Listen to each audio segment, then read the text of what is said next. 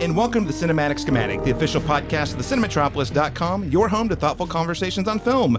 I'm your host, Caleb Masters, and today we're taking on two of the biggest suspense thrillers of late summer 2024. That's right, after Deadpool and Wolverine, we decided we really needed to change gears because I was getting exhausted. Today we're going to be doing a double feature review. First up, we're going to be doing a spoiler-free review of Tillman Singer's Cuckoo, before we jump into a spoiler-free review of M. Night Shyamalan's Trap, followed by a in-depth spoiler discussion of that film. As always, we're going to start with an icebreaker question, and the question today is, what is our favorite twist ending?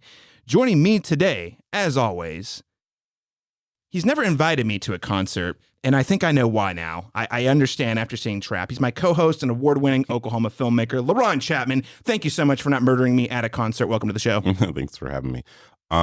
Missed opportunity, Cuckoo is a bird, and then there's Trap. This should have been called the Bird Cage, double feature. So, but Bird Cage double feature. Yes, because Cuckoo's a bird, and then Trap like Bird Cage. Yeah. So, but I'm stealing that and using that in the show notes. Yes, the Bird Cage double feature. Yeah, absolutely. Well, then, ladies and gentlemen, this is why we pay him the big bucks here on the Cinematic Schematic, of course. Also, very excited to be rejoined by, he's a contributor at the Cinematropolis and flickattack.com, Christopher Shultz. Chris, welcome back. Thank you for having me, as always. What was the last concert you went to, Chris? Did you see any attempted murders happen? I didn't see any attempted murders. I'm trying to think of the last concert I went to, though. So, of course, I can't remember. So maybe I did. You blacked out the horrific memories. Did one of the employees offer to take you to the back secret room and just like show you around and here's the security keys? Because that definitely happens. All the time. All the time. Every time they're out of sizes, they take me back. You look like a family man, Chris, so I'm sure they let you do that, right? Yeah. Oh, yeah. Well, ladies and gentlemen, today is a very special podcast recording because I am very excited to welcome first-time guest, longtime friend of the show. He's the founder and editor of flickattack.com and the author of Flick Attack Movie Arsenal, Lott. Rod, welcome to the show. Thanks. This is a trap. You told me we were here to discuss It Ends With Us. Oh, I mean, this podcast does end with us. I don't think any of us are leaving this room alive. So how dare you? No, thanks. I'm pleased to be here. Thanks. See me after. We'll discuss it. Yeah, for sure. Listeners, it's not a trap. I promise. If you leave us a rating and a review, we won't murder you. In fact, we might send you like some cool swag if you just leave us a review on Apple Podcast. If you've enjoyed the show so far, give us 5 stars, leave us a short review blurb. We've got a couple of new ones that have come in that we'll talk about on our next week's episode. Very excited about next week's episode as well. But if you do enjoy the show, let us know by hitting us up on Apple Podcasts or Spotify. Now, that said, let's jump into our icebreaker discussion. What is your favorite twist ending in a movie? And I actually am asking for 2 answers here because that's kind of a tough question to narrow down because there's like the all-timers that are kind of ageless. And then I thought maybe something a little more recent. So 2-parter. What is your favorite twist ending in a movie of all time? And also the last 20 years. LaRon Chapman, I'll start with you. I had such a hard time with this. I had honorable mentions. I had like a top 10. Like it was actually a journey doing this. A fun one. I gotta go with the OG, The Sixth Sense, because and I also have right adjacent to it 7. Because I just feel like The Sixth Sense kind of birthed this whole idea, and then anytime you go back and rewatch it, and I've rewatched it in recent years, it's like it's still kind of amazing that it's not obvious.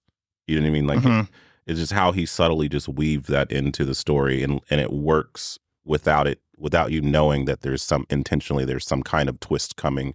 It works on its own. It's just like a kind of traditional, kind of melancholy, sad ghost story. But it both works as incredible. Didn't see that coming, but also once you know that, it actually strengthens the movie that you've already watched when you rewatch it, right? Exactly. And when you actually get to the end, it's actually kind of devastating that the revelation. It's like, oh, this whole time I didn't realize it was right in front of it. And he tells you the whole time it's there. But just that's one of my favorites. And I think that so many movies mirror that ending now that it kind of becomes, now you kind of expect it in a lot of other films. M. Night Shyamalan himself is setting up a trap for himself with every release. Okay, so that was all of all time then, would be Sixth Sense. What about the last 20 years? Man, it's a 3-way tie between Arrival, Parasite, and The Prestige. Those are my Those are No, you did not say those 3 movies because I definitely had those exact same. We're the same person. Yes, we are. Like identical in that same order. I just had them tethered together. Like I can't choose between these 3, but yes, those are, and they're all in that time frame. So yeah, all of those, surprised the hell out of me. So if you're gonna rank them though, I mean, I'm not to twist your arm, Laurent, but the people need to know. I mean, you got a gun to your head. Parasite, Arrival, The Prestige. Okay, I think that's a great order. Yeah. Great choices. Chris Shultz, what is your favorite twist ending in a movie? First up of all time, and then also the last 20 years. Well, for all time, I've got to go with Psycho. Yeah. Ooh, yeah. No more words necessary, I think. Hitchcock, master of suspense. Yeah. It's just such a classic twist. Yeah. There's really 2 twists because there's like the opening twist and then there's the ending twist. Mm-hmm. So yeah. Yes, absolutely. So last 20 years, I too have to go with The Prestige. Just nothing more. It's very shocking still just to think about what it is and what's happening. I don't know. Can we spoil it? Yeah. It's 20 years. Yeah. So if you don't want to be spoiled on Christopher Nolan's The Prestige, jump ahead by about a minute or so. Yeah. But yeah, just the idea of cloning yourself to murder yourself for the art of magic is insane. Completely insane. Well, and the monologue at the end is just so chilling when he's like, every night I don't know if I'm the man in the box or the man in the, like, he doesn't know which one, he doesn't even remember which one he is, so he doesn't know if he's actually dying every night or if he's teleporting and then the other one, the duplicate, dies. Right. Crazy. Yeah, holds up very well. Great picks, Lott. I wish I had not read the Prestige novel before seeing the movie. Oh man, that would be up there. All time, I have to do 1968 Planet of the Apes. Ooh, yeah. Okay. That I went the first 25 years of my life knowing the ending of Planet of the Apes. Like, it was just everywhere in pop culture, on The Simpsons, and it's just one of those things at Mad Magazine. Like, you just knew just from being alive. But when I saw it, it still floored me. It's just so powerfully done. And even today, rewatch upon rewatch, it still gets me. The way it's directed, the way it's revealed, poor matte painting and all from today's standards. Yeah. It really works for me. It's a great one because even if you know it, the emotional weight of this guy just went through hell and did all of this stuff only for him to realize that it was all meaningless. Exactly. It's just it hits with a sledgehammer. Even if you know, it's just like, wow. And that was Rod Serling's main contribution to the screenplay, because it is a total Twilight Zone type ending. Yeah. But the way that after Charlton Heston says his famous words, and then the sound just sort of, all you hear is the waves, and it's just really powerfully made. Yeah. Yeah, I think that's an incredible one. It's interesting. My wife, Lauren, had never seen the original, and only when the new one came out this year, we were watching all the more recent ones, and we jumped back, and she did not connect the dots until she started watching the James Franco one. She thought it was a different universe, and then she watched it. She's like, oh wait, like it still holds up. She's like, wait, even though it's been in the zeitgeist and it's in pop culture, and she even remembers the shot of Charlton Heston, but she didn't have the context, and it just blew her away. So anyway, I just think it's great that all these years later, even with that information being out there, it hits hard. What about the last 20 years? Yeah, this was harder. I considered a lot. I considered The Gift, Joel Edgerton's movie. I considered a little movie called The Pact, which I encourage people to look up if you like horror. But I decided Kill List, which is a 2011 movie by Ben Wheatley. Yep. Oh, nice. Yeah. A hitman who is taking a last assignment, which is 3 people. And I won't spoil it because I still want people to see it. But there's some twist endings, and there are twist endings that are a total gut punch. Yeah. And that gut punch. was a gut punch. It is horrifying. Yeah. So highly recommend that movie. Best twist endings outside of, the Sixth Sense style. I think similar to The Prestige are the ones that haunt you when you think about it. You're just like, wow. I also had Psycho on here, but I will throw out just as a mention. I don't know if it's really considered a twist by today's standards because of how much Star Wars has proliferated culture. But the fact that Darth Vader was Luke Skywalker's dad was a big deal. Like, I remember when I was a kid, it blew my mind, and I think it's become so ingrained in the culture. You don't even think of it as a twist anymore, really. But I just want to call that out, that at the time that was a huge deal, and they actually kept it. It was a big secret that they kept. Even the David Prowse, who played Darth Vader on set, read different lines. Only Mark Hamill at the time knew. So I just want to call that out, especially for the youngins who just have always known that. It was a big deal. I was there. It was a big deal. Yeah, you remember? Okay. What was your reaction? I was there. Well, actually, somehow, and I don't know how, because there was no internet, I knew going in that was the case. I would have been 9 years old. I have no idea how I know. Wow. But I did know. But it was still kind of a shock to see it. Are you a clairvoyant? We'll find out. Pre-internet, though, Yeah. information But I was still travel. like, by the end of the movie, asking my uncle, now, how long do we have to wait until the next one? Yes. Like, I was Yes. still angry, like with the cliffhanger ending. Oh yeah. Well, and it's like, is he gonna kill his dad? Is he? You know what I mean? There's all. It's a great cliffhanger ending. So I'm just gonna call that out. I also want to acknowledge 7 being a really great one. The way that you think you know what's going on the entire film, and this is another one that I feel like has just become sort of like culturally ingrained, so everyone kind of knows what it is. But the shock of like what's in the box, not only is it shocking just because it's a surprise, but it just changes. You're like, oh, I see. This whole thing's been a trap, and this is where we are, and this guy is Wrath. It's like it just really makes you like, and your inside, because you know what's about to go down. Yeah. You see the train wreck coming, and there's like that moment between when you realize what's in the box and when you see what Brad Pitt does, where it's just like agony. And then you can never watch the movie again without knowing like this whole thing is going to end morbidly. Like when you think about the end of the movie and Morgan Freeman's stance is he used to be a cop who believed in people. Yeah. And at the end, he's like, nah, man. This is, the world's fucked. Just David Fincher nihilism at its best. Another great Kevin Spacey performance that we Yeah. can't talk about, but we are talking about it. Yeah, that's a tough one. I mean, it's kind of appropriate for him at this point. He played really Sure. creepy dudes. He did. Really well. Yeah, he did. Yeah. Last 20 years, LaRon, I mean, you literally stole it. I had Arrival, Prestige, Parasite. I'm going to throw in, and this one now it's cliche. This was like my backup to my backup. I will say the original 2004 just barely makes it in the last 20 years. Saw. Mm-hmm. The original. I pegged you for that one. That was the one I was thinking. That's the one I was thinking you were going to say. Well, it was kind of cliche because I like the Saw movies. But, honestly, most of the movies aren't very good. I like them. They're like a soap opera. That first movie, though, I think holds up really well as a thriller. And that twist is pretty mind-blowing. I mean, just it's one of those where not only was it shocking in the moment, the score, when the reveal happens, all of it ends so morbidly. And then when you rewatch it, it's just a totally different experience because of this.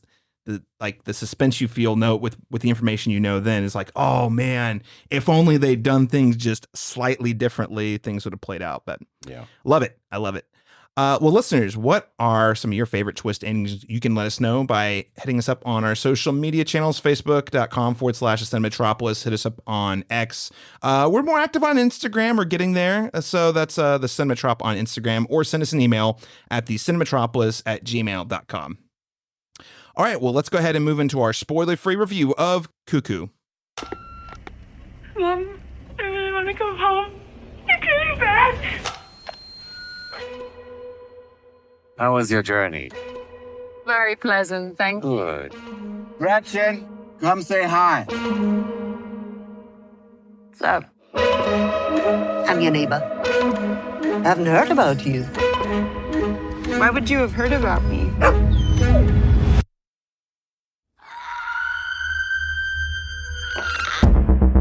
How would you like to come work for me at the resort? This happens sometimes. You look like you don't belong here. Why is there nobody working the reception after 10? I want you to lock the doors and wait for me. I will come pick you up right now. All right, ladies and gentlemen. So for our review of Cuckoo, Rob Lott's going to sit outside, but he'll be back for our review of Trap here in a little bit. But more about Cuckoo. According to IMDb, Cuckoo is described as a 17-year-old girl is forced to move with her family to a resort where things are not what they seem. To say the absolute least. Yes, yeah, they are certainly not as they seem. Cuckoo is written and directed by Tillman Singer. It's his second film after his 2018 debut in the German supernatural horror film Lose.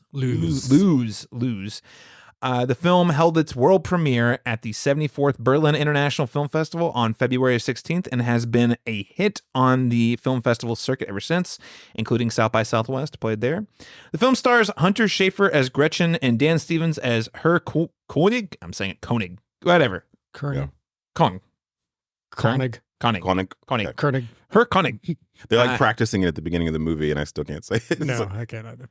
All right, gentlemen. So we're not going to be doing a spoiler section for this specific review. We're going to save most of our talk time today for Trap. But I did think that this was a movie that has a lot in common in terms of like the genre with Trap that I think audiences should know about, because I think this is a really compelling indie film from Neon. That said, what did we think of the movie? Because the reviews have been somewhat divisive. And I'll start with you, LaRon Chapman. Yeah, I really love the film's very kind of hypnotic and off-kilter tone and atmosphere. And I really liked the two lead performances here and the film's really ballsy kind of narrative swings. I won't say it all worked for me, and that might just actually be because I didn't quite understand all of it. But I do think that its bizarre concept, for better or worse, remains really compelling and confounding at the same time. And for me, for indie horror, that's all I'm asking for, is interesting ideas, some things to chew on. I don't know where they all go, but at least this one kept me engaged throughout, leaning in to try and understand what's happening. And so that was a win for me. Okay, so overall, it gets enough right for you. It sounds right. It gets enough right, yeah. And it's definitely more of a moody vibes movie than it is like a narrative, like there's a whole lot of, there's a lot of ideas to kind of like, too many ideas. One could argue. There's too many. There's a lot going on here. But they're interesting and they're different and they're things I haven't seen before. So that at least, kept me engaged. All right. Christopher Shultz, what did you think of Cuckoo? I really enjoyed it. The longer I've sat with it, the more I've liked it. And I liked it coming out of it. I agree that the moody vibes are there 100%.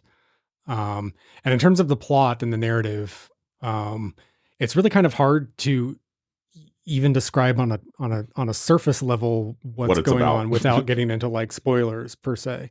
So we'll just leave that there for what it is. I would argue this movie is almost spoiler proof, whereas if I explained what happens, it would make so little sense that it wouldn't. Yeah. You have to kind of see it to get it. Mm-hmm. And even when you see it, if you're like me, I didn't quite get it myself. I mean, I got it enough, but yeah. There's a lot that is kind of left unexplained, and I think very intentionally so. Yeah. So I think I probably fall somewhere between the two of you. I really like the vibes a lot. I love the performances. I think there's some sequences in here that are really, really, really well done. One of them, which was in the trailer, which is Hunter Schafer on the bicycle, mm-hmm. and then something's chasing her, and the way they execute in the film, it's a great trailer shot, but when you see it in the context of the film, the tension is ratcheted up like 10 times more, mm-hmm. to where you can see, you can see the train come down the track and you're like, oh no, just avoid it. Don't do the thing. So I thought that was really well done. And there's some good sequences I won't spoil at the end that I thought were pretty compelling, but when it was over, I was like, I watched this with you, Chris, our friend of the show, Zachary Burns, Daniel Bokemper, and I was like, you guys know what that was about? Like, do you know what was going on there? And I will say, the last third of the movie, there's some reveals about what is actually going on, but they don't I would argue they either needed to explain it more or explain it less. Yeah. Because there are some rules that they don't really reveal, or they don't clarify on what some of the rules of this universe are until the very end of the movie, in which I was like, oh, I was misreading. And I don't think it was by design either. I think it was, oh, I thought the rule was this thing, but actually it's this thing. And now that means the way I was watching this stuff before, it was the wrong experience. I mean, I say wrong is the right word. It was an incomplete experience because I was misinterpreting what the movie was telling me. And maybe that's on me a little bit as a viewer, but I also think the movie is very ambiguous about what specific rules are at play and what's going on. And even once the credits roll, I had a lot more questions than I did answers. And not necessarily questions in the, like, oh, what's this movie about? Or it's more like, hey, wait, how did this actually work? Because if this thing's true, I don't understand how this other thing's true. And those are just not the kinds of questions I like to be asking myself. I'd rather it be like, don't think about it. This whole thing is not, it's about the feeling. It's about the journey and the ride. Or I need it to make sense, enough sense that I can like kind of start to extrapolate and think, okay, well, this is what the movie's trying to say about this sort of thing. Whereas with this, I'm like, I'm unclear on what I'm supposed to take away other than, wow, that was a great time. Yeah. And it is a great time. So there, I don't think it's a failure either. It just never like quite hit greatness for me. And I'm curious for you guys, like in terms of, you know, an indie suspense thriller, horror adjacent film, especially when you think about this in the larger context of Neon distributing these types of films, you know, how would you compare Cuckoo to those, Laurent? Well, it definitely differs from like their more prestige films like Anatomy of a Fall, Spencer, Triangle of Sadness, Pig.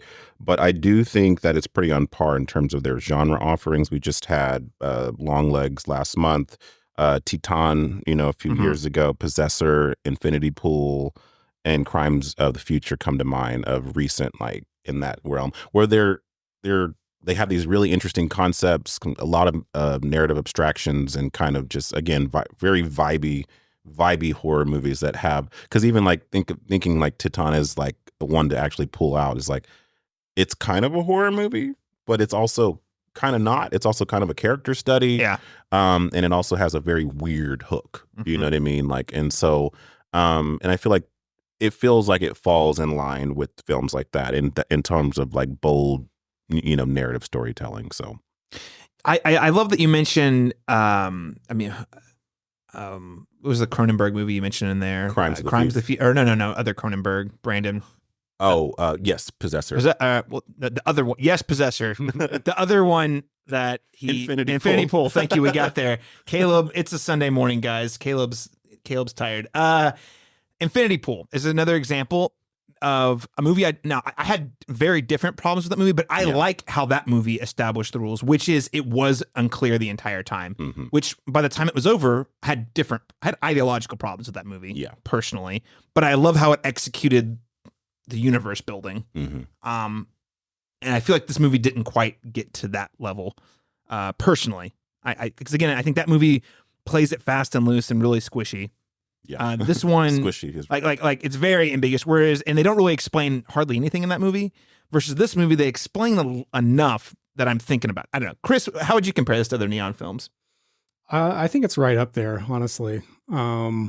It sounds like clearly I enjoyed it the most out of the three of us.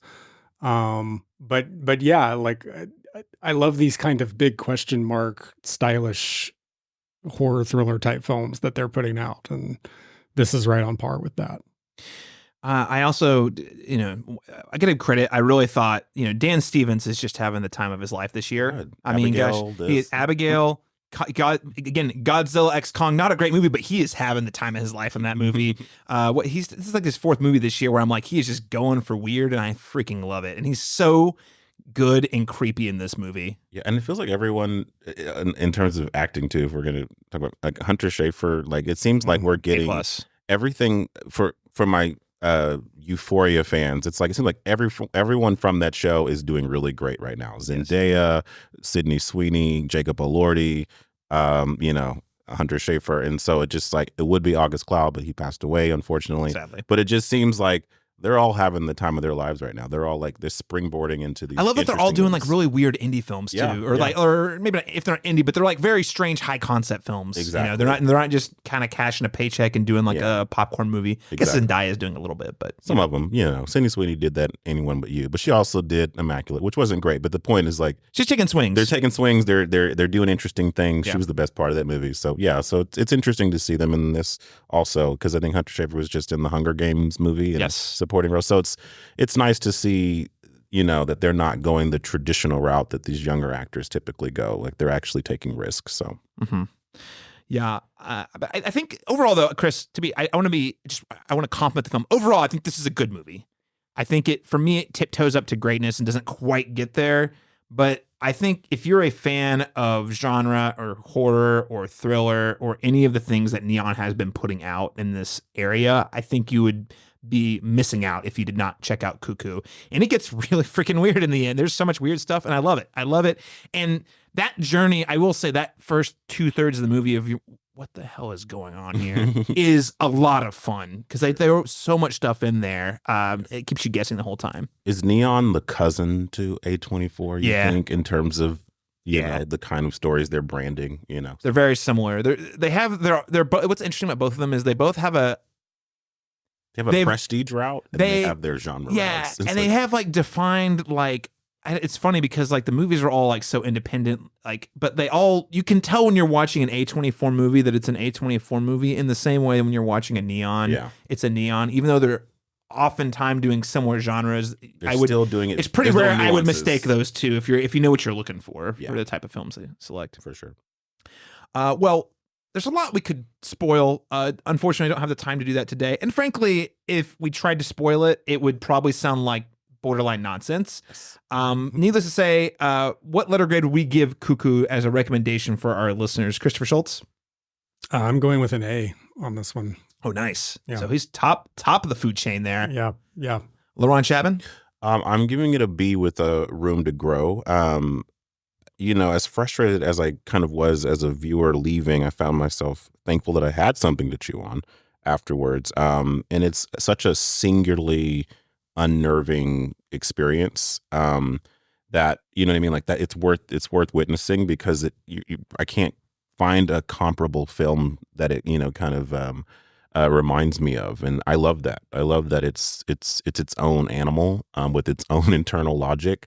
And I'm still chewing on that logic, but at least it's something I haven't seen before. So, yeah. I think that's a B with room to grow is great. I'm going to go B- with room to grow. I will say the other thing too. I mean, I was joking about how I was like, what happened? I will say this movie I think would be better on a rewatch. I feel fairly confident. So I'm going to go B-, but I do think it could go all the way up to like a B+ for me probably because I think once certain things were very clear to me and I realized I was misinterpreting certain rules and how certain scenes were playing out, I was like, okay, I need to watch that scene again knowing the proper context. So because it lands differently, like how character decisions would be different based on how I was misinterpreting it. They would make more sense to me. So yeah, definitely B- with room to grow for sure. What alternate movie, television, novel, music, video game recommendations would we have for Cuckoo? LaRon? I think you should see Tillman's first film, Loose. I think it's very intriguing and also leaves a lot of questions, you know, I think towards the end. So this does seem on brand for that filmmaker. And I just think thematically, you know, definitely bodily autonomy comes into mind, you know what I mean, as a theme in the story. And also the whole nature versus nurture thing, like can something that, you know, like can that be altered in any way, you know? And I think those are questions the film asks but doesn't answer.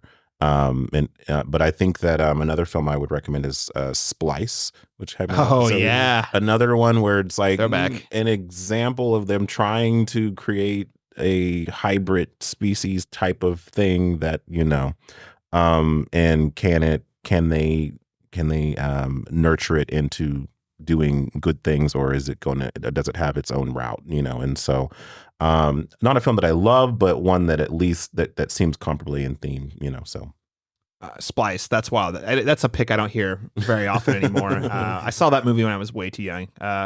What a ride. What a sci-fi pick. I love it. Christopher Schultz, what would you recommend to listeners? I would echo seeing Lose. It's very good. Definitely something you've not seen before, especially in the sort of possession narrative arena. So check that one out. And speaking of David Cronenberg, I felt like this film, Cuckoo, really had a lot of his early work, the DNA in that.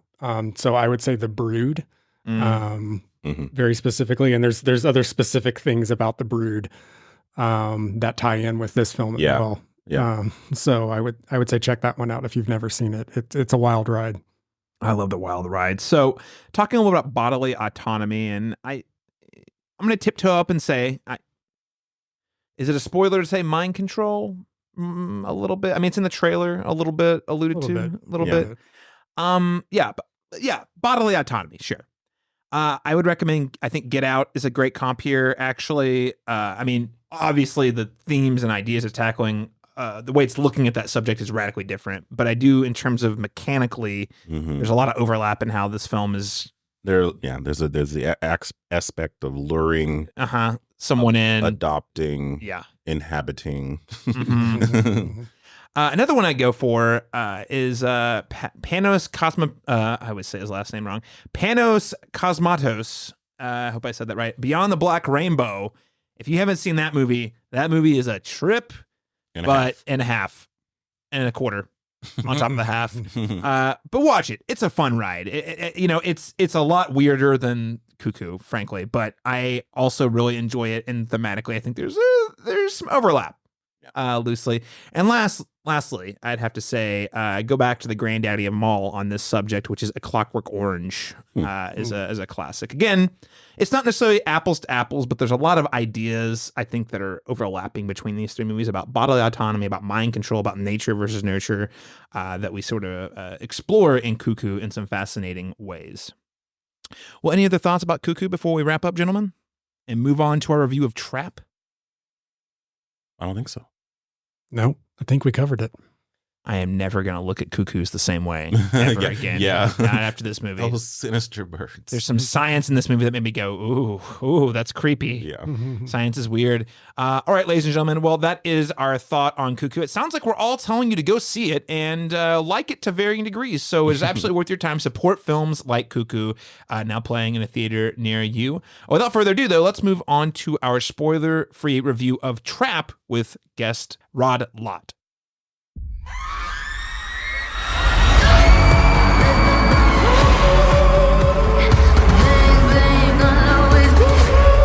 I gotta go to the bathroom. Okay, Dad.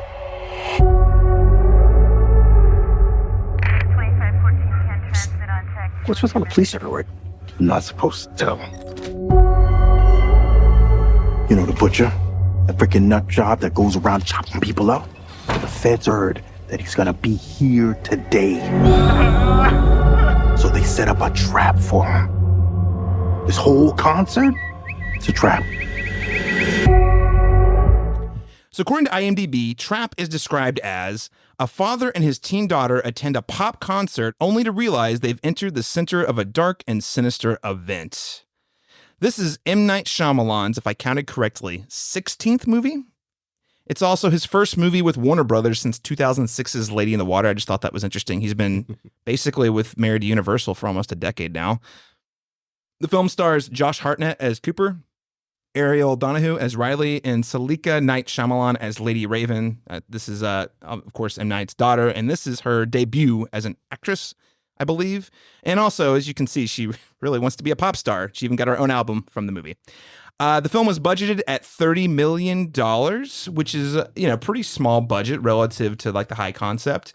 And the film opened at number 3 on its opening weekend with $15.5 million behind Deadpool and Wolverine and Twisters. With all that said, let's get your thoughts on Trap. Christopher Schultz, we'll start with you. Well, it's an all right movie overall, I think. I didn't hate it, but I found myself wanting more from it than it was giving. I think my biggest concern with it is that Hartnett Hartnett's great in it, by the way. So just his performance was probably the highlight of the experience of watching the film. But he's not sinister enough. The character is not sinister enough to, I don't know, really feel like a sense of danger is happening there, if that makes sense. He's almost too likable.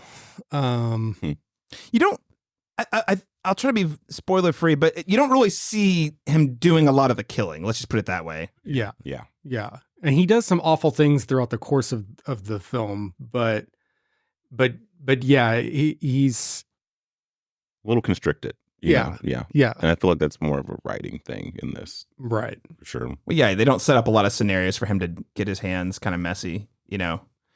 What was the one with they did a few years ago, the Jeffrey Dahmer one, Yeah, my friend Dahmer. yeah. I mean, that was Zac Efron. Am I thinking the right one? Oh, that's the vile, extremely vile, gross, and Yes. extremely loud and close. Yeah. It was definitely Yeah, that was definitely the title. But no, I mean, that was a great performance in a not great movie too. Yeah. For example, I mean, like, Chris, did you see that one? I have not seen that one. No. Okay. Well, so you're on board with Hartnett, but in general, you felt like the film was lacking in terms of, delivery on the goods, so to speak.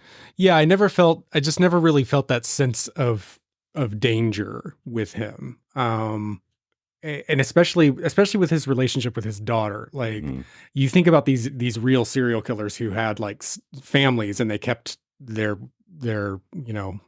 nighttime activities secret. Very real thing that's happened to a degree with Ted Bundy, with the Green River Killer, the BTK killer. These guys had families but the more, especially with like the Green River Killer, I feel like in particular, there was histories of abuse happening there. Even if it's just on a micro level, there's some level of, and the daughter in the film is always kind of like, oh, dad's being weird, Yeah. but it's never like, I never felt scared for her. And I feel like, I feel like maybe we should have to some degree. Well, and theoretically, he's probably being weird a lot more than at just this concert. You would think she'd picked up on it before this concert. Yeah. Right. And unless it's their first concert together, it does feel like when she says, Dad, you're being weird, like that's the first time he's ever been weird. Yeah. Like, you know what I mean? Like something she's not used to. Yeah. Well, Lauren Chapman, what did you think of the film overall? See, my overall thoughts is that I wish I had more thoughts about it. I said the same thing to Lauren the second the movie was over. I was like, well, that was a movie. I feel like, Shyamalan, he's typically known for these really unique kind of, again, high concept premises. And I kind of wish this was, a little leaner, maybe a 90-minute thriller, and a little pulpier, because it does feel like it's kind of a dumb movie, but it's not dumb enough in the right ways to like, you know what I mean? Like there's ripe potential for this to be a goofy thriller that just kind of goes, balls to the wall with everything. And I feel like it's slightly it's really kind of tepid in many ways. It doesn't really kind of really get cooking. You know what I mean? Like, and I agree with you. I think Hartnett's kind of the highlight here, but there's a lot of restrictions here. I think with it being a PG-13 rating, I think with there's kind of leaves some things to be desired in terms of any of the violence and the suspense, I wish it had more going on in its mind. It feels actually oddly very straightforward for Shyamalan. I feel like most of his films typically have big ideas. He doesn't always execute them very well, but they're at least there, and I feel like this one, there's not really much it's saying about. There's not a there. There's not a there. Yeah, exactly. About serial killers or the psychology of them. It's pretty much standard stuff that we've seen in other movies about serial killers. So lacking. Rod Lott, I would love to hear. Are you going to be the one who bring us up? Are you going to sing the praises, or is this a stinker? The M in M. Night Shyamalan stands for meh. In this case, I'm not a big fan of his. I think there's not yet a movie he's done that I've loved. There are many that I have liked and liked a lot. And there are a couple that I just couldn't stand. I still haven't seen Knock on the Cabin Door or whatever it's called. But I'm not, it's kind of interesting that we're talking about this movie on the last day of the Olympics, because talk about a guy who almost always, to me, never sticks the landing. I think he comes up with great concepts every time, especially this one. I thought the trailer was really intriguing. But the execution, you guys said it already. It's just that it doesn't really pay off in any way. Yeah. It did remind me of the time when my daughter was like 12 years old and I had to take her to a Jonas Brothers concert at the height of that success. That was hell. But yeah, the movie itself, it was just like, I didn't hate it. It didn't thrill me. It didn't, like, there were definitely pieces of it up front. I was like, oh, I can't wait for that to come together. I can't wait for that to pay off. How's this going to work? And some of them were just not touched upon at all. Yeah. Which I find really strange. But it's, I definitely am with Laurent in that Pulpier would have been better. It's probably my least favorite of this run since his comeback. Yeah. Yeah. No, I think that's a fair criticism. I think we're all kind of on the same page. I just, Laurent, you and and I think all of us watching the trailer was like, if this is the premise, I can't wait to see where it goes. And being kind of vague about where it goes, we'll talk in detail in spoilers, but there was a couple times when I was like, oh, here we go. Yeah. We're shifting gears. I like this. I like to see that we're going to do something I'm not totally expecting, and I have no idea what you're going to do on the other side of this decision you're making creatively. And then both times that happened, I was like, oh, that's it. That's it. Okay. That wasn't very. In fact, one of them that was not only not interesting, it was straight up bad. Yeah. The one that shifts for you from Act 1 to Act 2. I think if you know what I'm talking about, but it just, I was like, okay, so what was the point of this? Because it doesn't really go anywhere.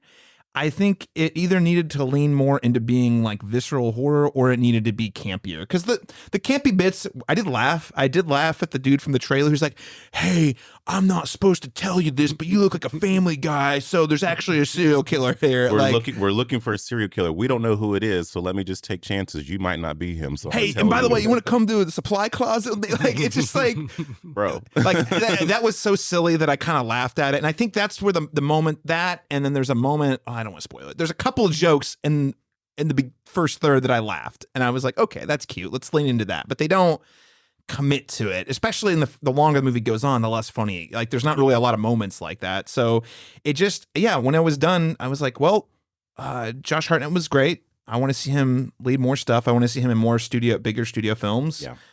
And other than that, I think this is M. Night's weakest of his comeback run. And even Knock the Cabin, we talked about that. I was also, to Rod's point, severely disappointed by that ending.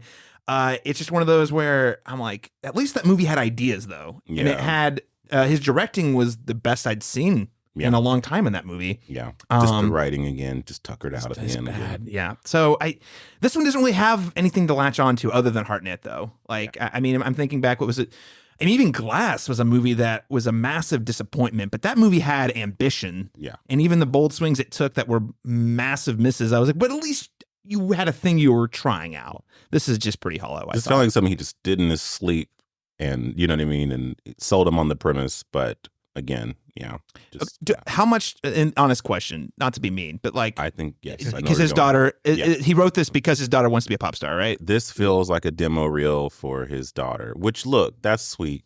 Like, good, he literally dropped an album. Good going, Dad. But like, there are other ways to do that than to, force feed it to your audience. Rod Lott, are you going to download her album for Trap? No, I wouldn't even pirate it. I couldn't. Like, she obviously has talent as a musician. She can play the piano. Yeah. She has a nice voice, but the songs, I couldn't tell you a single note afterwards. I couldn't hum a single one. Yeah. This seems to be like the summer of nepo babies with him because his other daughter, right? Yeah, yeah. Watchers. And it's Yeah. like, don't you want this from my daughter? That's No, so No, true. I we didn't even don't. think We about don't that. want that. Yeah, the Watchers. Don't you want this daughter? No, No, not really. No, not really. It's kind of weird that both of them Got that. got this their year. own movies essentially. Mhm. And So, both of them weren't yeah. great. Like, and I don't, as an actress, I mean, she's okay. She's Fine. I thought she was pretty bad, but not to be. But she's not the worst actress in the movie. that's No. true. That's true. But yeah, it was transparent just that this was a The objective. daddy-daughter Yeah. project. Yeah. Kind of. And I like that sounds terrible for me to say. But yeah, I feel like It's fine if it's happening organically, like, Yeah. but when it feels like, why is she getting so much screen time? Yeah. Why are we leaning so hard into the music? The numbers go for too long. Yeah.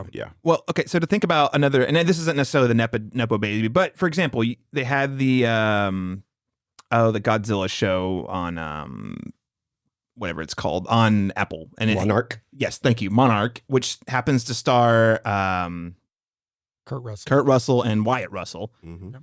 That's one where it's like, oh, you got. By casting one, I'm assuming they went with Kurt Russell first, and then like, well, Wyatt looks enough like him. That's a cool thing, right? That's organic, right? Yeah. It's not like, hey, I'm going to make a movie about a concert venue, and you're the star of the concert. It just like none of the numbers. To your point, Rod, I thought they were pretty bored. I got very bored. Honestly, the concert stuff really bored me. Yeah. I couldn't wait for them to be over. Yeah. Sounds harsh, but They didn't have much energy.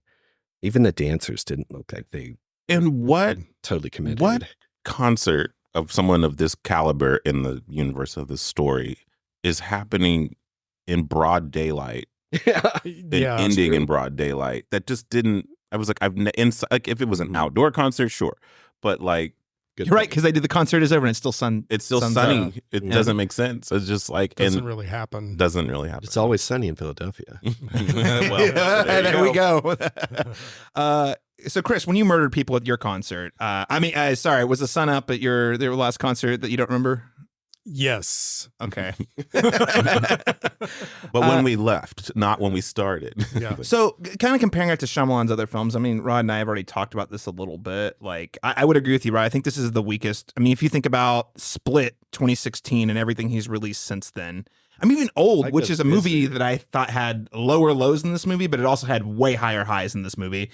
This is, for me, rock bottom of the run. LeBron, what do you think? Yeah, it has to be. I think a lot of people forget. Like we say Split, but there was The Visit. The Visit actually that was came actually his before. rebound. You're right. That was So the that's rebound. Technically, like the first, like after he did all the terrible ones, and Do you then know came back with a good one. He funded, by the way, I just want to call this out because I think it's interesting and it speaks to, at least he's committed to his swings. Like he put his house up. Like if, that's fair. If The Visit had flopped, he would have lost his house. Yeah, He self-funds now. Yes. Yeah. Still. Mm-hmm.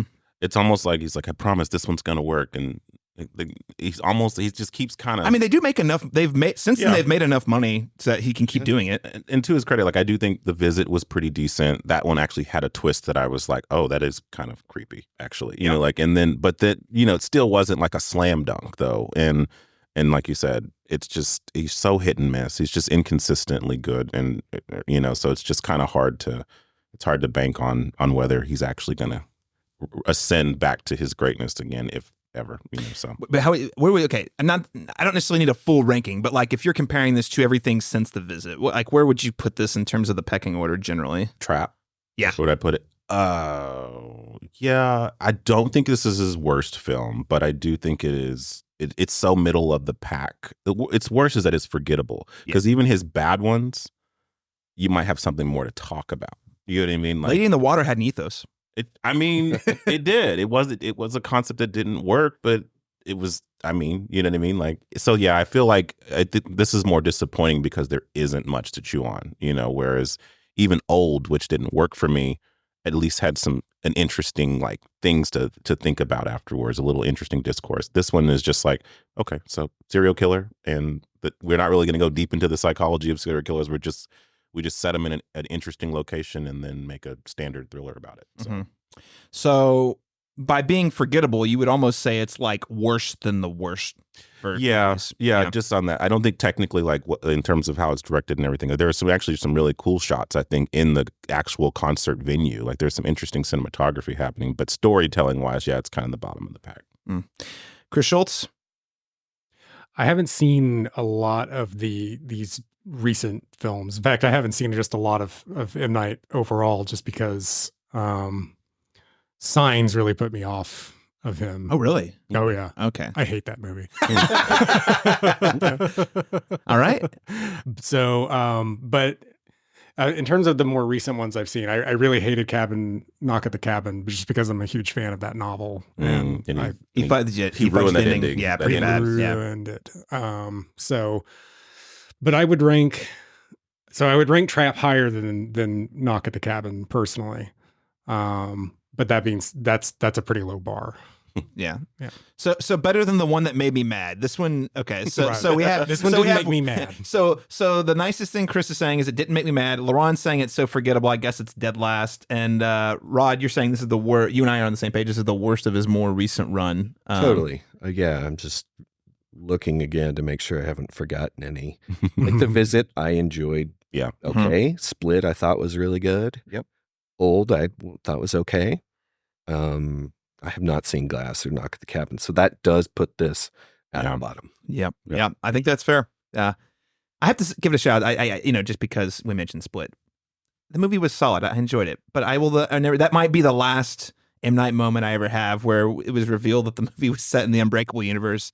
My head exploded. Yeah. And I don't know that granted, I didn't think he was capable of doing that then, but it's like, I don't think he can do that again. Like, it's just such a magic trick that you can only pull. And now that everyone knows his shtick, it just feels like it's impossible for him to surprise anybody. Yeah. And I will say, we'll talk about it more in spoilers. I do think he's not. The biggest surprise to me about this movie is that he's not actually trying to pull a Shyamalan with the ending. I'll just put it that way. Yeah, the twist is that he's like, I don't need to do it. Yeah, the twist is that there's not really a twist per se. I mean, there's reveals, but I don't think any of them are necessarily like his traditional, like, oh, this whole movie means something different type of It's reveal. not pulling the rug out from under you. It's just sort of like, look, the rug is actually blue. Yeah, his twist here is like giving you 14 endings. Yes. Yeah, honestly, yes. One after the other. That's one true. After the other. And none of them it's not like Return of the King where they're actually all no, these are very bad endings. No, when we get into spoilers, I think there would have been a great twist ending, and I'm surprised he didn't do it. Ooh. But we'll get there. Talk about it in spoilers. With that said, let's just give a letter grade so we can get to spoilers here pretty quickly. Rod Lott, I'll let you kick this one off. What letter grade would you give Trap? C minus. C minus? I think that's respectable. That means that there's good things in it. Maybe almost a C. I mean, we'll put it C to C minus. C minus? Okay, I think that's fair. C graded on a curve. On a curve. On the Shyamalan curve. Chris Shultz, what letter grade would you give the film? Yeah, I would give it C minus, somewhere in there as well. C minus. Yeah. If I had watched it on, Peacock in the middle of the afternoon, I probably would feel better about it. But I paid good money to see it. Wait a couple of weeks, it'll be there. Yeah, for real though. You paid good money to be underwhelmed. Yeah. Much like the concert that ends middle of the day, this movie would have been strengthened by, so you could pay attention to more important things. I did see a matinee, so it was still daylight when I left. Oh, okay. All right. Same. LaRon Chapman, letter grade. I wrote down C minus as well, and it's almost entirely because of Josh Hartnett. So Yeah. I'm going D plus, guys. I'm going to drop it down to the D. I think this is I think broke without our curve, guys. I think Hartnett is what keeps this from an F. Like seriously, and he is really good. He's charismatic. He's doing a lot with a little. Because this thing is his character's so thinly written, and he does such a good job at putting on the Dexter Morgan. I think is probably the closest comparison where it's like, but he's more charismatic than Dexter's cover, and I like that, And there's a couple scenarios that we'll talk about in spoilers where you're like, Hartnett's really having fun because he knows what the audience is thinking. Mm-hmm. Yeah, so he's great. I think everything else, I was very bored by all the concert stuff. Every time I thought the movie was about to do something cool, it went into something just as boring, if not more boring than what was before. And again, unlike Knock at the Cabin, where I think Shyamalan's directing was really top notch. Like I was the way it was shot and edited, and the suspense and the momentum building in that movie. This feels like just 3 steps back for me. I never felt like I was on the edge of anything. I was just bored. I would like to see him do a thriller that he did not write. It didn't For write. real. He's actually a good director. Yeah. He's That's not the just thing. his writing is just so messy now. It used to be airtight, which is so weird. It's like how do you get progressively worse as a writer? I don't know how that works. You know, there's a conspiracy theory that he didn't actually write The Sixth Sense. Yes, I think I'm part of it. There's like I think there's no way you wrote this airtight script that's like flawless perfection to me, and then just a huge dip where it's almost like like you said, his movies feel almost like parodies now of his own tropes. He has set himself his own trap. Yes. Pun, I guess, intended. Yeah. And that he has to do that every time now. Yeah. And it's like writing yourself into a corner. Yeah. And I think the failure of Lady in the Water and The Happening was probably the best thing that could have happened to him at the time. Yeah. To get him to come back to have to do these movie jail projects like Last Airbender to reprove himself again. And then I think though he's headed for another one of those knock off your pedestal type things where it's going to go too awry. Yeah. It's not this project, but I think it's coming. Yeah. Well, he's I mean, and we're going to talk about this a little more in spoilers. The thing that's so frustrating about it is I admire that he does self-fund these, and he's doing like the type of movie that theoretically we want more of. Like it's not superheroes, it's not giant IP type things, but it's like you said, Rod. I'm like, can he just do that, but get a really strong writing and producing partner? People who can say, we know what you do best, you know what we do best, let's all work together, instead of him writing really bad scripts. And you can't be in it. God, Jesus Christ. Okay, it's overdone. It was so predictable, but I will say I did laugh at that bit, even though it was so stupid. And that's the aspect of it that feels like parody. It was like at this point, we know, we've said it, we've critiqued it, and you still do it every movie. Like it was cool when Hitchcock did it, and now it just feels like a trope. And it's more than one scene. Yes, it's an extended part, like it's not even a cameo. It's an actual part. Yeah, I think in general his roles have gotten more prominent in these movies. Yeah, overall, I would say he gives himself more to say, a little more to do. Not significantly, but it's like more and more. Is every he time. Trolling us? Is that what's happening? That's what it feels like. Is he just trolling us? I think his ego is so large. If you read the book, The Man Who Heard Voices, which is about him, it is a great read, and a really interesting examination of an enormous ego. Okay, I really think he's doing it for the wrong reasons. Yeah, I am glad you mentioned that, because I had heard that, like, especially after his initial, I know you didn't like Signs, but like the run of Sixth Sense, Unbreakable, and then Signs, like I heard his ego was like wildly out of control. You know, they they called him the next Spielberg, this guy who was probably in his 20s at the time. Yeah, and I mean, he went to the Oscars, his first movie, first like major movie. So it's like he wants to disclaim those first 2 movies.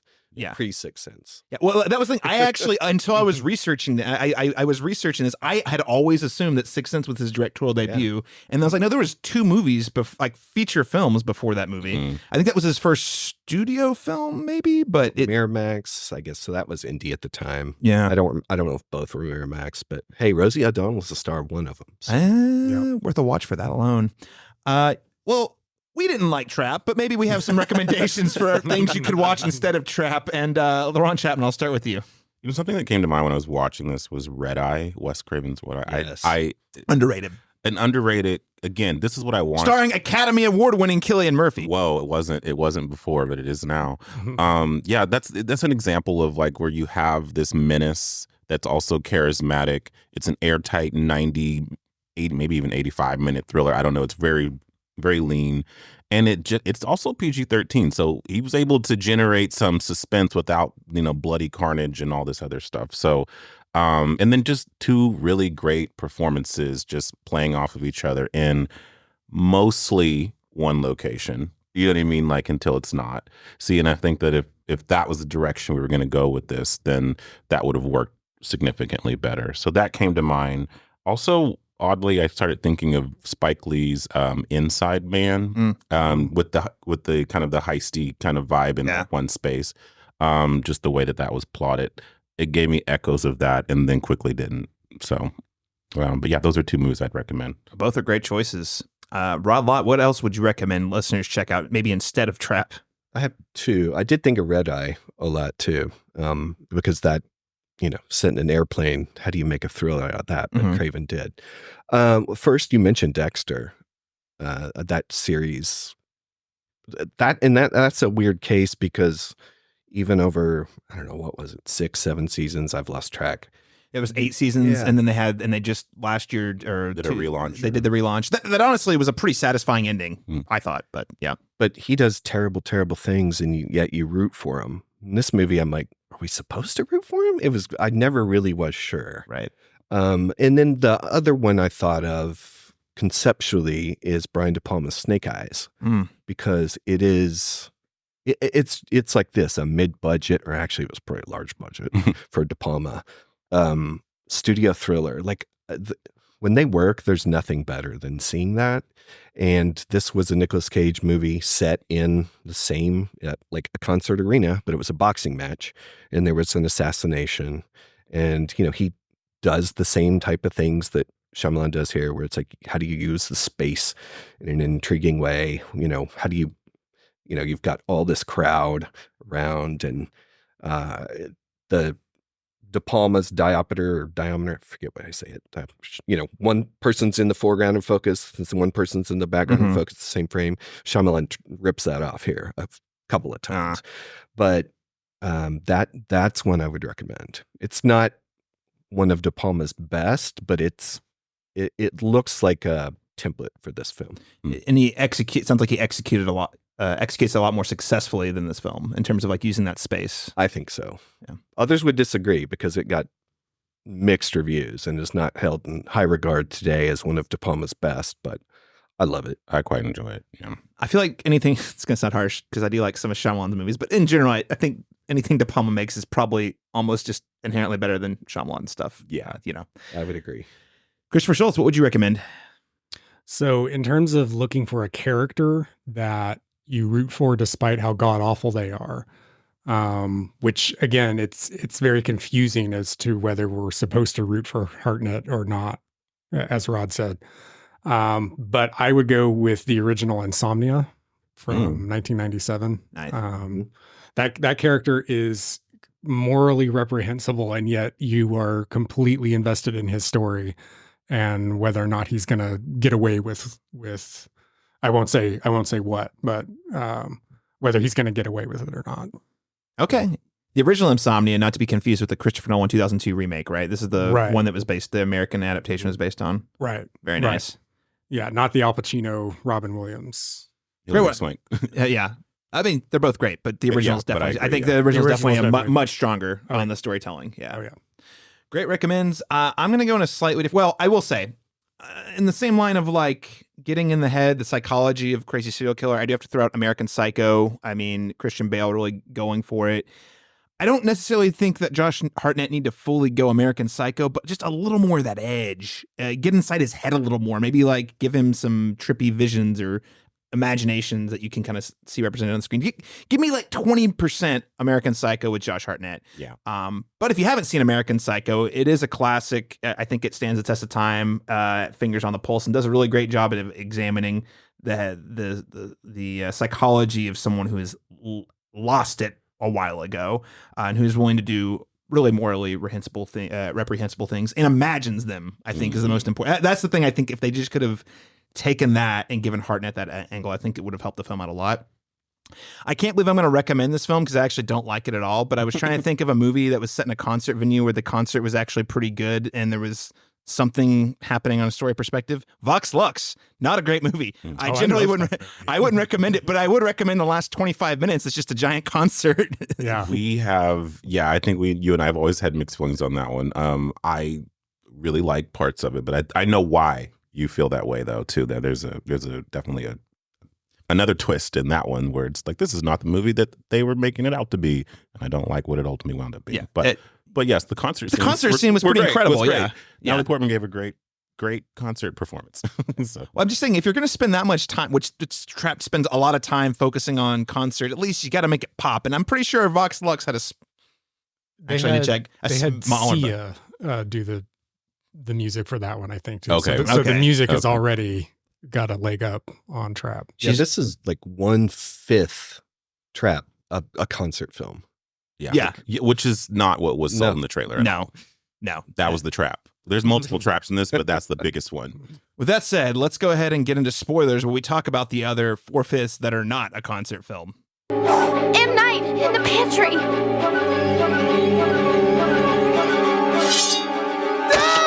Oh my God! I just wanted to borrow a cup of sugar. What a twist! All right.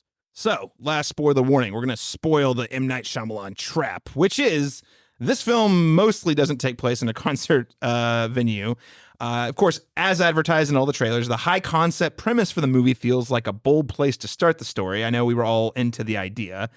The premise's potential just sounded so high. You're like, okay, if we're starting here, surely he's going to go somewhere wild and imaginative. Doesn't amount to anything memorable. And now, gloves are off. We can kind of break down whatever direction we want to go in terms of breaking down the plot. But I have to ask the question, how satisfying was the ride the story took us on, especially after Cooper leaves the concert venue? And Rod Lott, I'll throw it to you. It was not expected. I didn't think they would leave the concert, but I'm kind of glad they did. I mean, I'm not saying it was a shock or like a twist or anything. It's just, I didn't think they would.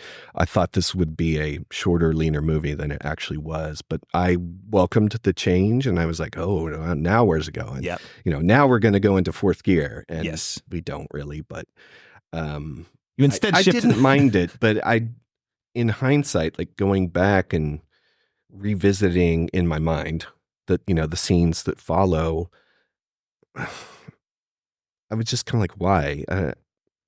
This is where I talked about, it has one ending after another. It's like you think this is going to be the end and it would be a good spot to quit, but then it keeps going. Mm-hmm. And then it keeps going. And then it keeps going. And I got tired of it, to be honest. I got completely tired of it. And to a point where there was one point where I felt really insulted. And that is, despite all the plot holes, and this would never, ever happen, like they would never let him put a bicycle up just because he has OCD. But the reveal of he took the spoke, that's cool. But he holds on that tire so much. Like, it's like, yeah, we got it. He took the spoke. Yeah, he took the spoke. Yep, he got the spoke. We get it. Like, even that held on for way too long. Yeah, I just, you're making me hate this movie more. Well, okay, to your point, there's a couple things that happen there, because I was with you. Whenever we leave the concert venue, I was like, all right, now we're cooking, we're shifting. Like, let's take me on the journey, M. Night. I sat through this, and I actually found the concert stuff to be pretty boring. So once we were finally leaving, I was like, now we're ready for the movie. And then they shift the perspective, and this is also a very weird thing. They shift the perspective to be on his daughter's point of view for like a good 20 minutes of the movie. And his daughter meaning Shyamalan's daughter. Shyamalan's daughter. Sorry, thank you for clarifying. Yeah. Maybe half an hour, I would say. Yes, it was. Yes, sorry, Salika Night Shyamalan. He becomes the second lead essentially in that last third or whatever it is. It's so bizarre though, because then it shifts back towards the end where you're back in Hartnett's point of view, at least for the last 10 minutes. And I'm like, whose movie? At that point, I'm just like, whose movie are we in? Yeah. Who's the protagonist? Whose conflict are we following here? Who am I rooting for? And that's where I feel like M. Night Shyamalan couldn't decide whose movie this actually was. I don't think he could commit to this anti-hero. And that's why we don't see that. Like, the worst thing he does in the movie is he puts that oil on high heat or whatever, and it completely destroys that girl's face. So that's the worst thing we see him do. And it's awful. I'm not trying to downplay that. But as a serial killer, you're thinking like this guy has chopped people up and crazy stuff like that. Right. And I didn't expect him to necessarily do that at the concert because that would give him away. Like when there were people who were kind of gasping when like he had the box cutter and he's talking with the guy. That was fun. I had fun with that scene. That was a fun moment. But the whole time I'm going, but he's not going to do anything because that he can't leave bodies lying around at this concert. That's just like, see that, and I'm not to armchair direct, but that's what I'm talking about. Maybe like you do a shot where he's imagining this guy with blood, like, you know what I mean? Like you see that he just wants to kill this guy. So it's just something to give him some menace. I don't know. Yeah. And so when we shift like that, and then it becomes Lady Raven's movie for a good 20 minutes. That's such a weird phrase. Yeah. Lady Raven, yeah. That's her name. That's her pop star name. That's it, yeah. And that the climax of her, and by the way, the climax of her storyline is she's locked in a bathroom and gets on live Instagram or Snapchat or something, and like lets the fans know to do the things. And also, what the hell? Does anyone live?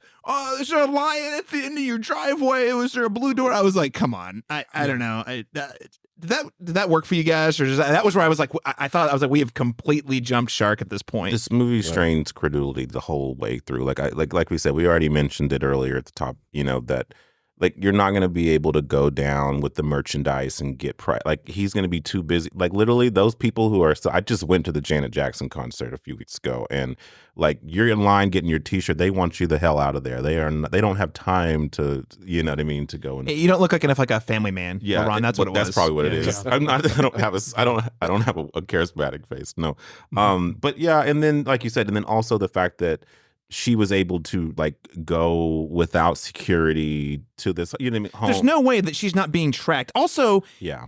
I mean, we've all been around celebrities. There's never just they have an entourage. Like in that limo, she's got to have at least like her agent, a personal bodyguard. Like we're going to go to your house and I'm just going to chill and no one's going to bother me at all. It's like that.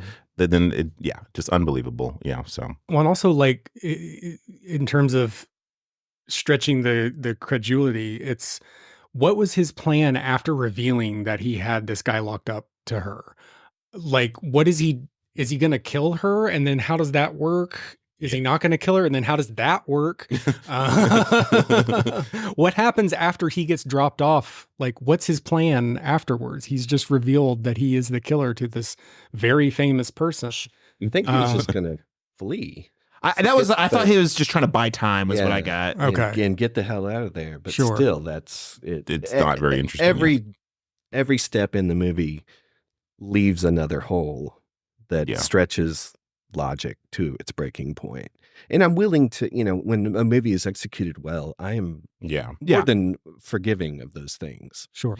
I just don't think this one is. Well, and I don't want to nitpick it because I know the entourage thing. But I think to your point though, if the movie was successful in enough ways, those really wouldn't matter that much. Those are just like, you're willing to say, that's not a big deal. Yeah, that's not real, but that's fine because the movie executes on the ideas and the suspense so well. But whenever you're like, there's not a lot to offer and all you have to think about is the plot holes, it's like, it just falls apart.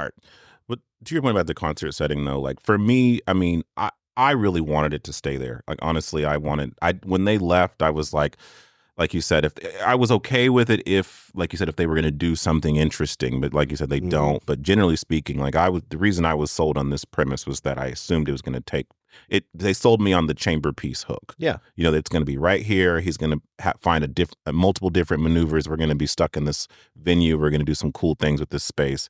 And I just feel like that was just a wasted opportunity because then once they leave, then it's like every other movie about this kind of character ever. So not even a good one. Not even a good one. Like, yeah, like it just had nothing to do. They had nowhere to go with it after they left that space. And I really feel like he should have interrogated that venue and that space more, and it would have been a more interesting. I just thought about, there's a movie which is not awesome, but I liked it enough to watch it twice called Grand Piano, where Elijah Wood is part of a classical music. And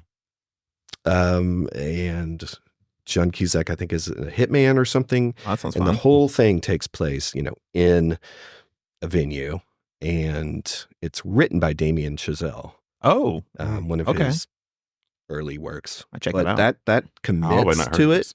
It commits to the setting, Yeah. and is a nice lean, like 89 minutes. I think it's a better version of this type of thing. Yeah. I definitely think shorter would have benefited this movie too. There was, Yes. I mean, gosh, I don't want to spend time nitpicking it apart because there's just a lot of things that, like, even the concert thing. What was with he was taking the sick girl to the tent? Like, there was just all these like weird things that didn't add up to me. And apparently he can apparate because there's that moment in the police car. Yeah, you know what I mean? Where yeah. he's there and then suddenly he's in the crowd. And I'm like, what is he? Like, how did no one, like, come on. Like, there was a bunch of people around. Surely someone saw him get out of the car. Out of the car. What's that? Yeah, exactly. No one's moving out of the way. Like, come on. And then there are details they introduced they don't do anything with. The one that I thought was going to come back was we see Lady Raven backstage for a minute, and she has an asthma inhaler. Yep. And I thought that's going to come into play. Yeah, Chekhov's inhaler. Like Right. Yeah, it's not like some throwaway bit. They focus on it. Mm-hmm. Yeah, Dick- I totally yeah. forgot about that, but you're right. That I paid kept off waiting. to nothing. Yeah. And he's like, oh, it's a red herring. I got you. It's not even a red herring. No. It's just bad.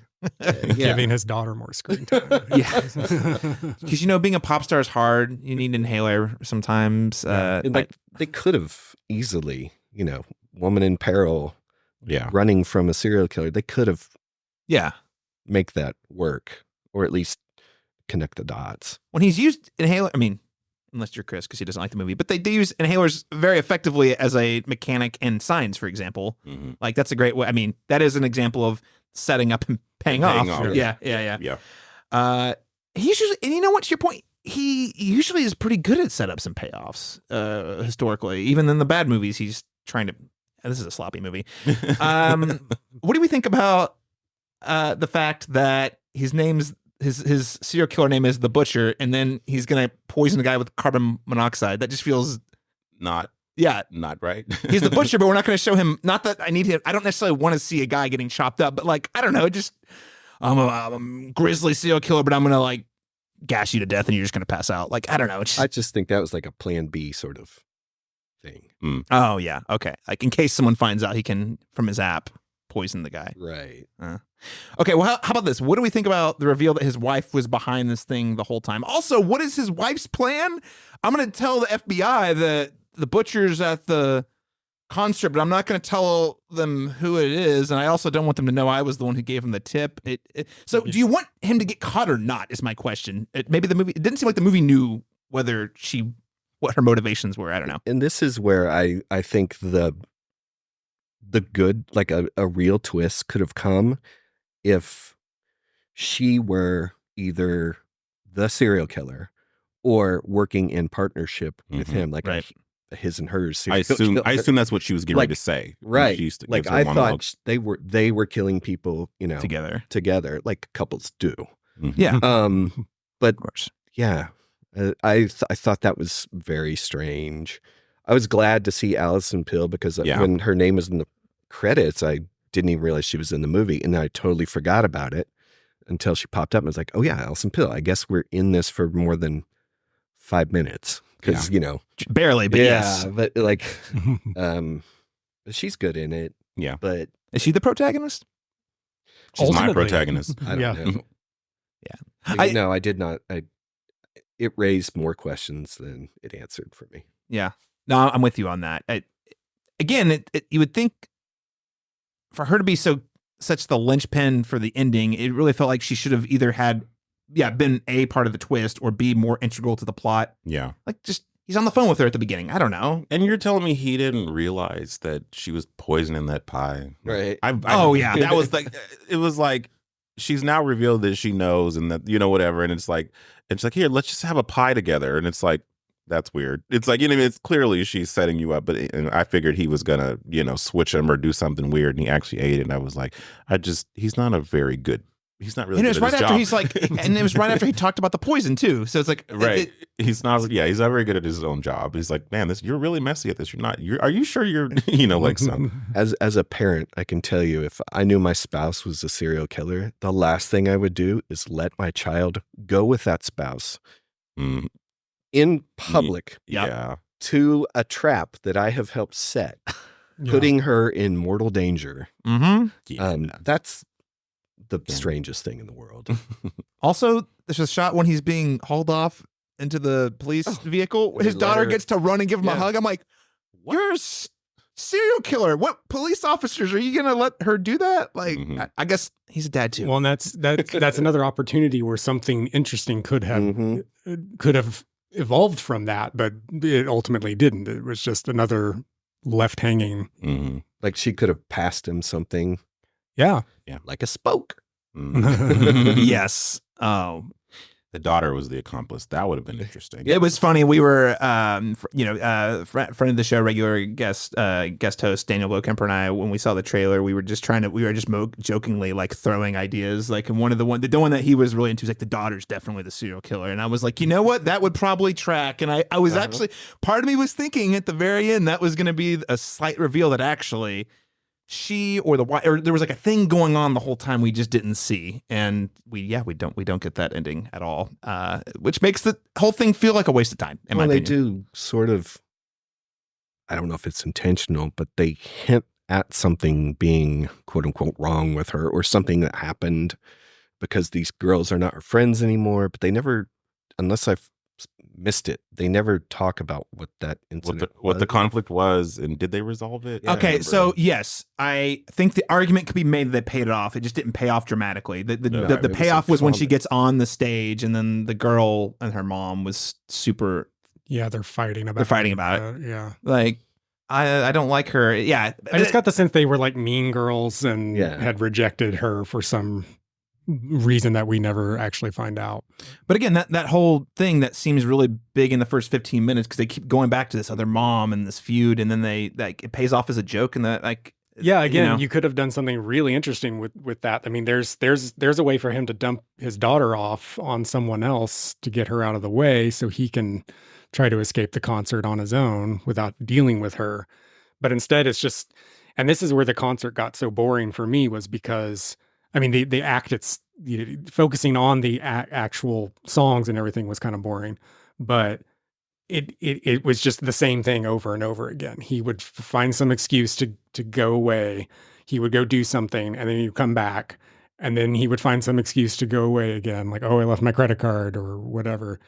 Go and do something somewhat sinister, and then come back. It's repetitive, It was like, this is just the same story plot over and over and over again. And they introduce I don't know how to pronounce Kid Cudi. Yeah, as this long-haired guy that winks at Cooper, and that goes nowhere. Yeah, I think M. Night Shyamalan's daughter is probably just a fan of Kid Cudi.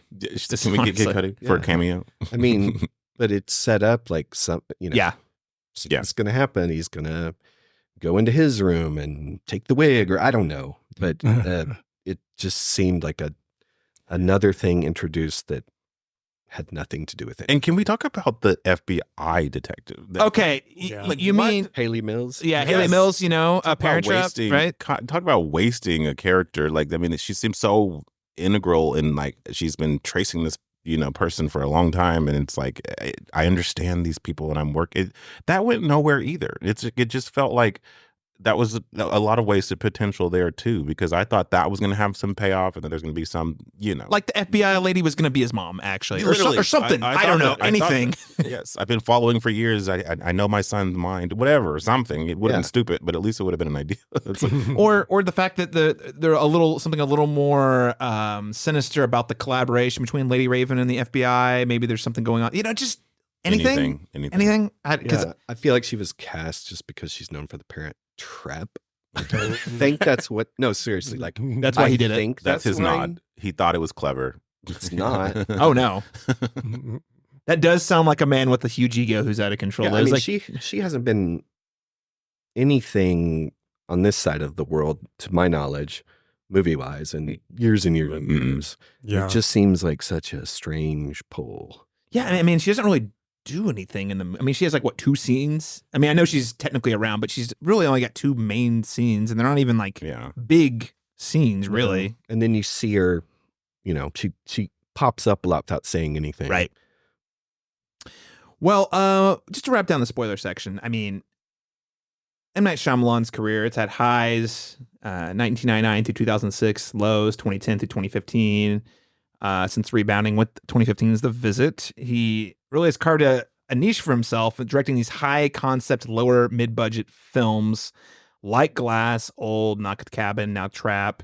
And again, going back to something I said in the spoiler free section, it makes me so frustrated because on one hand, I like what he's doing. We need more films like what he's making, and I want them to be successful. Hence, I want to tell everyone that this movie is amazing and go out and see it. Simultaneously, most of these movies are good, okay to good at best. So what do we think M. Night Shyamalan, like, do we think he's the guy? Do we think that his ideas are good? Maybe someone else should like run with it. Like, what do you think makes him such a compelling director? At least his ideas, LaRon? Well, yeah, I think he has great, thoughtful ideas and a vivid imagination. But I think he has a tendency, I think, to over-explain or oversimplify his ideas, which I feel like just kind of robs them of their power. You know what I mean? And he's the kind of person you want in the writing room, I feel like, for brainstorming, but he gets carried away, and he should probably rely on other people to execute his really cool ideas in ways that aren't so derivative. And I feel like that's what it is his ideas have become so derivative. He has a high concept original idea, but then he goes to ordinary places with those ideas or low hanging things that we've seen before in other projects. So, and he's also too married to his own like scripts, what I mean? To the point where he gets in his own way every single time. And so that's what it is. I just don't think he has,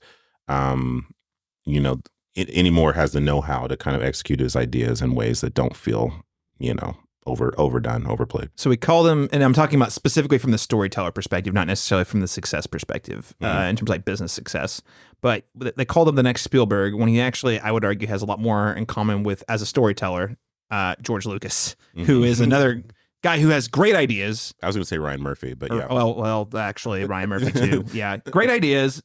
Just don't write scripts. Yeah. You need to surround yourself with people who are like, that's like, I know how to. Idea. That's a great thing. Well, let me direct it, or let me write this in the best way possible. I don't know, Chris. What do you think about Shyamalan's idea? I guess you haven't seen a ton of his movies, but like, what do you think makes him a compelling figure in terms of like a writer director? Honestly, I feel like he had the big high with Sixth Sense at the beginning of his career, and he's just sort of been riding that high ever since. But never really fully, well, with the exception of Unbreakable, I thought was really good. But yeah, it's just, it's getting to the point of almost self-parody at this point where, we know we got to have some like twists and turns, and then there's a big reveal at the end, and maybe we'll do that and maybe we won't, at this point in his career. But yeah, I don't know. If it's not obvious, I don't think I'm a fan. So yeah. So you're like, I don't know what you're talking about. This Caleb, your question is flawed. I don't think he's an interesting director, and that's fine. I think that's a perfectly valid stance. I think LaRon summed it up best. He has great ideas, but he needs someone else to help execute them. Yeah, absolutely. Rod, any other thoughts on M. Night Shyamalan as just a storyteller? Yeah. I mean, I get why he's still around. Like, he's his own IP. He's his own brand. That's true. And that's what Hollywood wants right now. Yeah. Again, if he would give an idea to like a Scott Frank or a David Koepp or some of these pros who know how to write these things, I think it would be incredible. One movie that his name is on, that he came up with the idea for, but did not write or direct, but produced, was the first and I guess last of the Night Chronicles, Devil. Oh, yeah. Which was set in an elevator. Yeah. I really liked that movie. It was a fun time. And chamber piece. It works. It's one location. They figured it out. It paid off for me. And it leans into the silliness super hard. Yeah. Oh yeah, I remember a scene where like a body falling in the background, and I died laughing. And it was, you're supposed to. That's the kind of thing I wish he would do more of. Yeah. Be a producer. And you know, he I haven't watched it, but I've heard the Apple Plus TV series Servant that he produces. I've heard it's very good. I have not watched it, but I've heard from people I respect that it's pretty good. I've heard nothing from anyone about it. I know it exists. I know his daughter that did Watchers wrote some of it, I believe, but I've never seen anyone or never come across anyone who has seen it. Sounds like most Apple TV programming. The people who have of the critics I follow and admire, or you know, like are surprisingly warm on it, but also, you know, there's not exactly a plethora of people, like normal people watching it. So yeah, that's a fair point. Well, more we could say, but I think we just for the sake of time, we'll wrap it up our review of Trap. Any other closing thoughts or anything we missed that you guys want to hit on before we sum this review up and write it off as disposable, forgettable? I can't imagine that he, that he lacks self-awareness. That's, or like you said, or if it's just ego, because the thing is, I mean, these have been criticisms for him for over a decade now, so, and he's like taking no notes from anybody. He's like, I'm just going to keep doing what I want to do. I don't care if you like it or not. You guys show up anyway. I guess that's kind of what it, you know what I mean? Like, and I would like to think that he would ascend back to, what I mean, I don't want to say greatness, but you know what I mean? Like, when we at least were enjoying his movies more. But I just don't know if he gets in his own way. So I don't know if that will ever happen. I don't know if he has another great Shyamalan, filming. I don't. Yeah. Yeah, I don't know either, at least not while he's not taking notes from other people. It's just so funny, even going into this movie, I remember we were all talking about, the premise is so cool, but it was like, how many times have we said that? We're like, this seems so cool. Yeah. And we go in and we always walk away where it's like, yeah. I mean, glass, old, knock at the cabin. It's like the same thing every time, and I mean, they all keep making enough money is the thing. And I mean, me, those of us who go, like, we still show up. So I guess there's still a there. We're just curious enough, but like, how many times can he keep disappointing us and still continue to make money? I don't know. He has a lot of all-timers, and I mean, he has a couple all-timers. He has some never agains, and then a lot of, as you said, a lot of miss. Mm-hmm. And at this point, I wonder if, like, you know what I mean? Like, if the misses are going to start outweighing the good now. And I think he's already there. He probably has more. I think he's got more misses. He than has he's more got misses wins. than hits. So Yeah. that's kind of becoming your legacy here. Mm-hmm. So, well, with that said, I think we are out of time for today. Hey, guys, this has been so much fun talking about Trap and Cuckoo. Lott, thank you so much for carving out some time on this Sunday. We are recording on a Sunday to talk about Trap with us. You bet. And we didn't even talk about that girl singing at the beginning, which was his daughter singing, which is super cringy. Cooper's daughters. Did your daughter ever get into the dance moves like they did? Oh yeah. Okay. Totally. Okay. So they got that right at least. Yeah. Totally. But she grew up to be a successful adult, so I'm cool. I'd love to hear that. Well, hey, Rob, where can people keep up with you? Obviously, flickattack.com, but what are some of the other ways people can engage and follow you online? I'm on Instagram at flickattack, Facebook at flickattack, although not as regular. They can get my book, Flick Attack Movie Arsenal, Book 1 at Amazon. And I'm working on Book 2, along with a couple other projects I can't talk about yet. Ooh, very cool. And I just want to shout out listener, Rod Lott, in terms of like, I just want to say, in terms of the quality and volume of your output, I tell people all the time, like, it's super impressive because your writing is so good, so snappy, so funny, and you do it so regularly. So I just want to say, listeners, if you like not super long form, but like really sharp, great, well-written reviews about all sorts of movies, Flick Attack's a great place for you to check that out. So thanks. Yeah, 4 paragraphs is about all I can do nowadays. Yeah, but you bust it out at least 3 times a week, probably. It's a lot. It's impressive, I think. Thanks. Christopher Shultz, where can people find you and your work online? Instagram's where I'm most active. I'm _Agastus_. Find me there. I do all kinds of stuff there. Awesome. Check out Agast. Also doing some stuff over at flickattack.com and Cinematropolis as well. Absolutely. LaRon Chapman, how about you? You can follow me at the cinematropolis.com. I have a review column, Real Insights with LaRon Chapman. Check it out, ladies and gentlemen. So many real good insights in the column. That'll do it for today. Everyone, we'll catch you again next time when we return with our review of Alien Romulus. Very excited about that, and that'll be next week. Until next time.